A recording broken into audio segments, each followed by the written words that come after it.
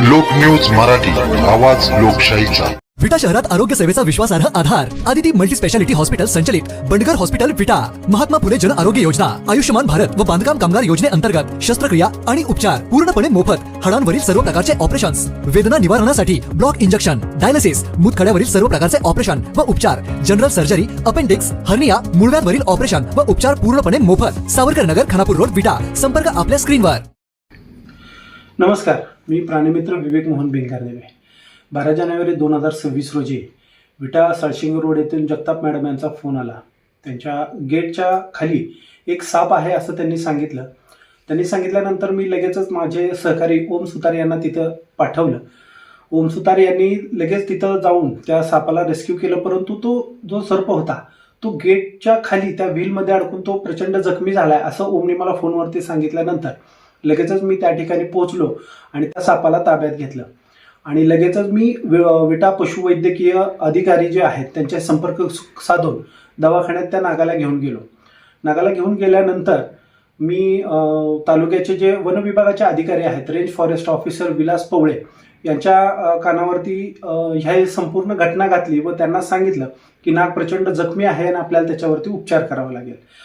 One विभागाने देखील लगेच तात्काळ उपचार करण्याबाबतचं एक अधिकृत पत्र जे आहे ते पशुवैद्यकीय अधिकाऱ्यांना पाठवलं व तिथून पुढे नागाचं ऑपरेशन सुरू झालं। तब्बल 2 तासांच्या अथक प्रयत्नानंतर त्या नागाची जी काय जखमा झाल्या होत्या किंवा एक जखमी 3 ते 4.5 इंचाची जखम होती ती जखम शिवण्यात आली। त्यांचे इंटरनल जे पार्ट्स होते ते शिवण्यात आले, वरून स्किन शिवण्यात आली आणि त्यानंतर त्या नागाचे 2 तासाच्या ऑपरेशन नंतर ते ऑपरेशन सक्सेसफुल झालं व डॉक्टरांनी सांगितलं आताच आपल्याला काही करता येणार नाही, त्याला सोडता येणार नाही, त्याला आपल्याला अंडर ऑब्झर्वेशन ठेवावं लागेल। त्यानंतर डॉक्टरांनी दुसऱ्या दिवशी त्या नागाला दाखवण्यासाठी घेऊन यावं लागेल असं सांगितलं। मग वन्य रक्षक टीम महाराष्ट्राचे सहकारी जे ओमकार कोळे असतील, ओम सुतार असतील, अख्तर भैया असतील किंवा सोहेल शिकलगार असतील यांनी मिळून दुसऱ्या दिवशी तो सर्प दवाखान्यात घेऊन आलो। डॉक्टरांनी पाहिला व डॉक्टर म्हटले अजून आपल्याला त्याला काही दिवस देखरेखीखाली ठेवावं लागेल। असंच तब्बल 8 ते 10 दिवस आम्हाला त्या नागाला रोज दवाखान्यात घेऊन जाऊन त्याला दाखवून आणावं लागत होतं। यासोबत वन विभागाचे अधिकारी देखील सोबत असायचे।